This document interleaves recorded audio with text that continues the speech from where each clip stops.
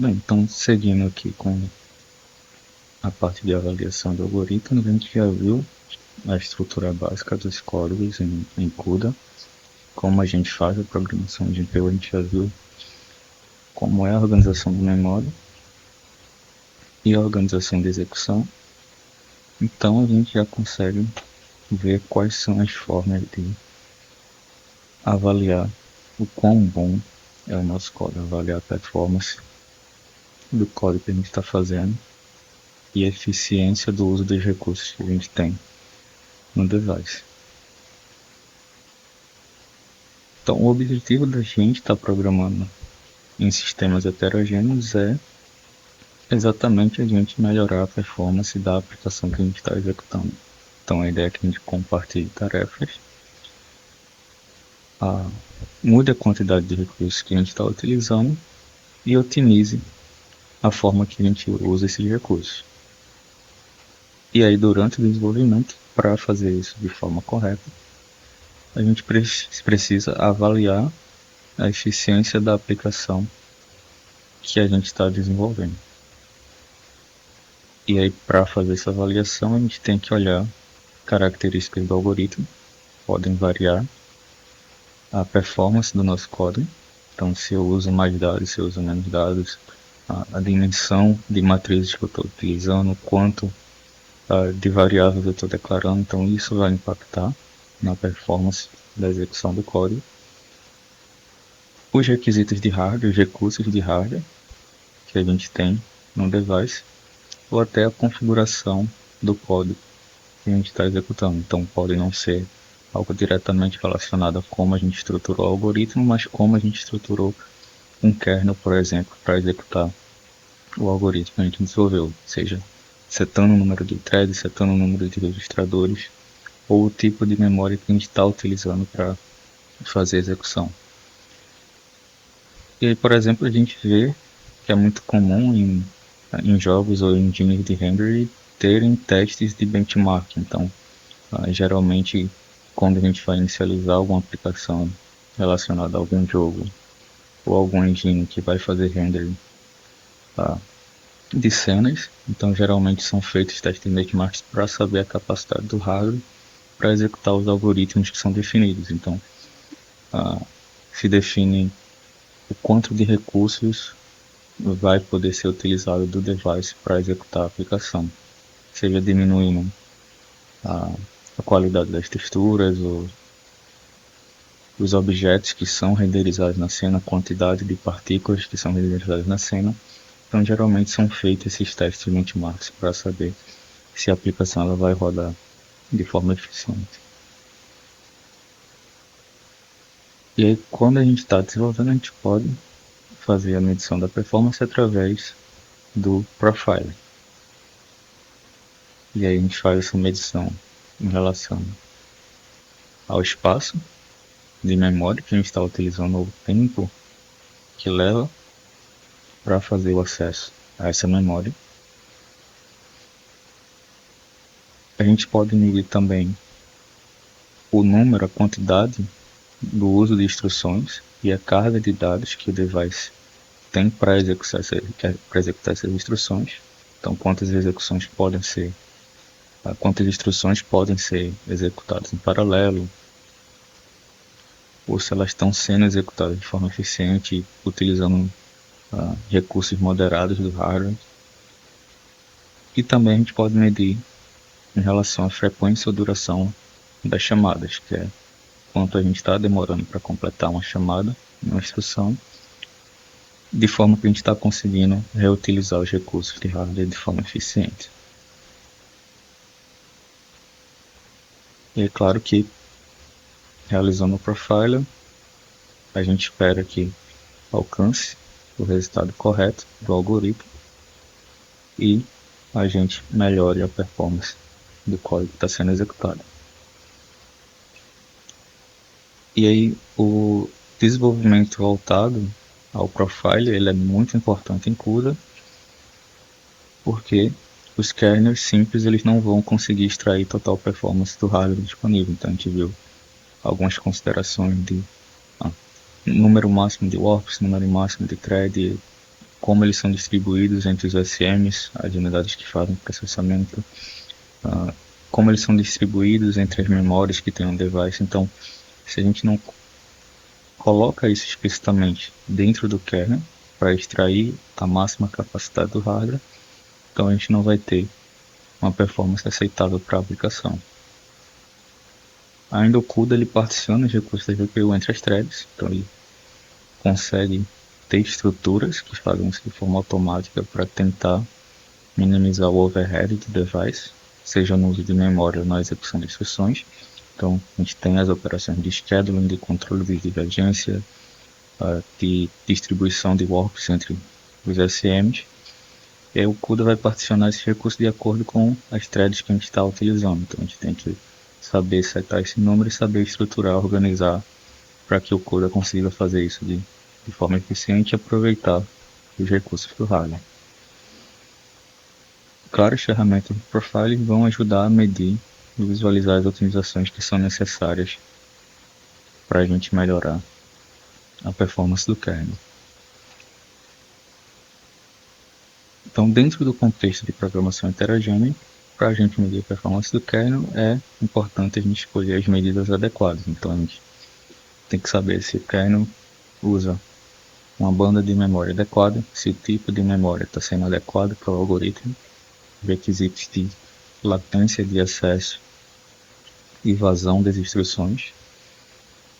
Se a gente está aproveitando os recursos de hardware, por exemplo, a gente está declarando variável de forma correta, inserindo dentro dos registradores, fazendo kernel que precisa de um número limitado de registradores para não exceder a capacidade do device, e da latência das instruções. Se a gente está deixando um controle de divergência adequado, mantendo essa divergência dentro do código para que o warp ele consiga executar de forma uniforme.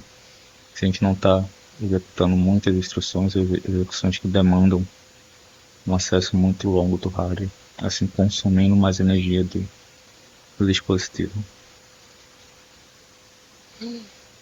Então, indo em mais detalhes nessa parte de como a gente mede, basicamente a gente tem esse conceito de definição de eventos e medida. Então, um evento ele vai ser uma atividade do hardware que é coletado durante a execução do kernel.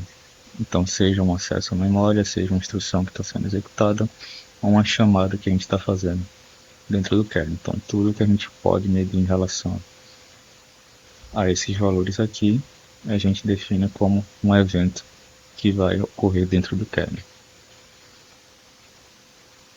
E uma medida, ou uma métrica, é uma característica do kernel que é coletada para um ou mais eventos. Então, se a gente tem um conjunto de eventos que a gente pode extrair alguma métrica, a gente avalia isso dentro do kernel e define esse valor como a medida que a gente extraiu do kernel. Então, por exemplo, o nível de ocupância, a latência de um conjunto de instruções, ou se a gente quiser completar alguma operação, tudo isso vai ocorrer em alguns eventos de execução no hardware e a gente consegue medir esses eventos. Então,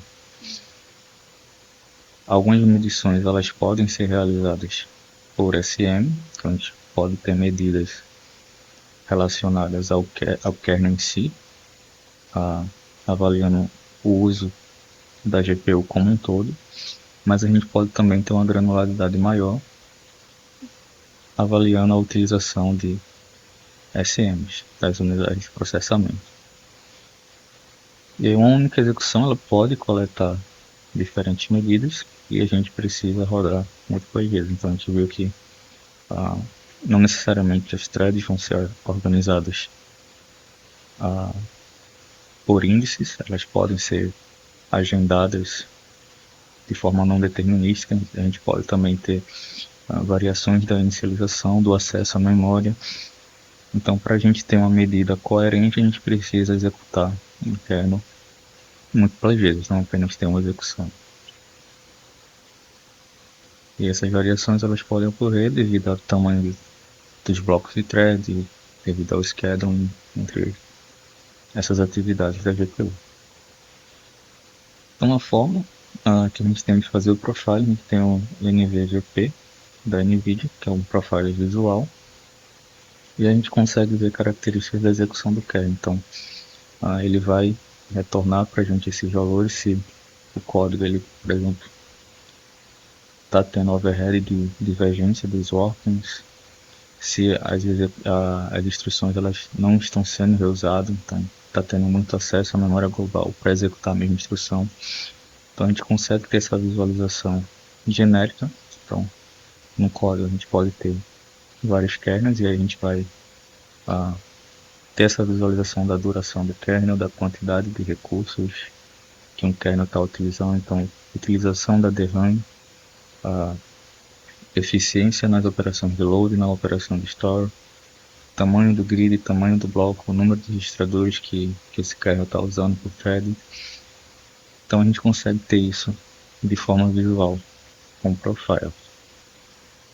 E a gente tem também a versão CLI na linha de comando, que é o NVProof, que também retorna as mesmas instruções, mas a gente precisa setar isso por linha de comando. Então a gente consegue ver tempo de chamada por kernel, uso de recursos, duração, eficiência. Então a gente tem certas variáveis para retornar esses valores e a gente consegue ter essas respostas na linha de comando. E aí, tanto o NVVP quanto o NVProof, eles são voltados para dispositivos antigos da NVIDIA. Então, se você tem um dispositivo mais recente que tem a capacidade computacional acima de 8, tanto o NVProof quanto o NVVP não vão funcionar. Então, nesse caso, se a gente tem uma capacidade computacional maior que 8, ou igual a 8, a gente tem que usar o N-Size, que basicamente vai retornar as mesmas informações, mas tem tudo integrado em uma ferramenta só. Então, a gente consegue fazer o debug da mesma forma que a gente faz para as outras aplicações com o N-Size. E aí, por exemplo, a gente tem as informações de forma mais estruturada, então a gente pode selecionar o kernel, a gente vai ver os recursos que estão sendo utilizados por kernel, então tempo de execução, número de ciclos, registradores alocados, o device que está executando. Então a gente tem todas essas informações e tem as informações globais de todos os kernels que estão sendo executados. Então, só para a gente ter um exemplo aqui, a gente tem dois kernels que fazem a operação matemática. E aí basicamente esse kernel vai somar um A com B dado uma condição se A ou B é par. A diferença aqui entre os dois é que basicamente no kernel a gente faz isso de forma sequencial, a gente tem a alternância das threads, então algumas threads vão aderir a essa condição enquanto outras não, então a gente vai ter um problema de controle de divergência alto quando esse bloco ele for ser executado, quando o warp for ser executado. Já nesse kernel a gente faz a mesma operação, mas a condição ela é feita para threads que têm um índice múltiplos do warp size. Então, dentro de um grupo de threads que está dentro do mesmo warp, elas vão aderir à mesma condição. Então, no final das contas, o resultado vai ser o mesmo. A ordem dos valores que vai estar dentro do vetor ela vai mudar, mas o conteúdo, de forma global, ele vai ser o mesmo. E aqui a gente tem um controle de divergência menor. Então, todas as threads dentro desse warp vão entrar na mesma condição e vão executar o mesmo valor que vai estar no if ou no else. E aí, se a gente olha no Insight, a gente executa tanto o kernel 2 quanto o kernel 1, a gente consegue ter valores da execução. Então, por exemplo, da vazão que a gente tem para SM, da vazão de memória, da cache e da DRAM. E aí ele retorna para a gente também indicativos de performance do nosso kernel. Então, por exemplo, nesses dois aqui a gente tem o problema de latência. Então, nenhum dos dois está otimizado de forma adequada, mas se a gente perceber bem, no kernel 1 a gente tem um valor de vazão de 10,77 e no 2 a gente tem um valor de 21,62. Geralmente, então a gente consegue ter uma vazão maior no kernel 2, dado esse controle que a gente fez, dependendo do tamanho do warp. Então a gente vê que uma única condição ela pode mudar o valor de performance que a gente tem na execução do kernel e na utilização dos recursos que a gente tem. E aí se a gente olha no kernel 1, está aqui de forma bem pequena, mas ele indica para gente que cada warp ele gasta 14,4 ciclos esperando por um espaço, né, na memória para execução, e isso representa 57,6% dos ciclos que ele leva para executar o kernel. Então a gente tem aqui as estatísticas do número de warp que estão ativos por scheduler, o máximo que ele tem, e a gente vê essa diferença. Então a gente tem um mau uso aqui dos warps quando a gente vai executar esse kernel. Então o kernel 2 a gente fez essa simples mudança aqui na condição. Então quando a gente vai fazer essa comparação, a gente tinha 14,4 ciclos que cada warp ficava esperando por um acesso à memória. E já nesse aqui a gente tem 6,6 ciclos. Então a gente muda para 40,6% do tempo de execução do kernel. Os warps esperando pelo schedule para executar a instrução. Então a gente vê que o número de warps ativo ele já é maior quando a gente compara em relação ao número de warps máximo. Então essa é uma otimização bem simples, mas é uma forma da gente perceber como a gente avalia a performance do kernel e como a gente altera esses valores para estruturar um kernel que vai funcionar de forma mais eficiente no nosso device. E aí, claro, a gente tem essa versão visual do Insight, mas a gente também tem a versão por terminal. Então, da mesma forma, ele retorna para a gente os valores de execução do kernel. Então, para cada kernel que está executando no script, no código, ele vai retornar para a gente esses valores.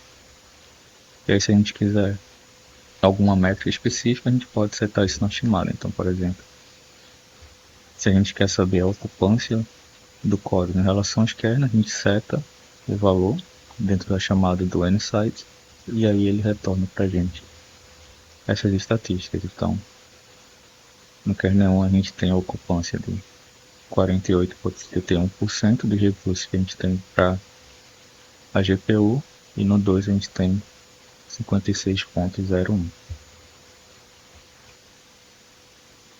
E ele retorna todos alguns valores interessantes que são utilizados para fazer o cálculo dessa métrica, como o número de registradores que as threads estão usando, o limite de memória, o limite de warps. Então tudo isso a gente tem disponível dentro das engines de profile.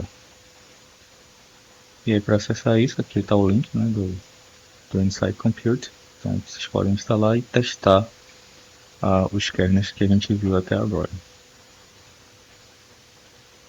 E aí outro ponto importante dentro dessa parte do desenvolvimento orientado a profiles é a gente entender quais são as propriedades do device. Então a gente viu que uma única diferença de condição ela muda a performance do kernel.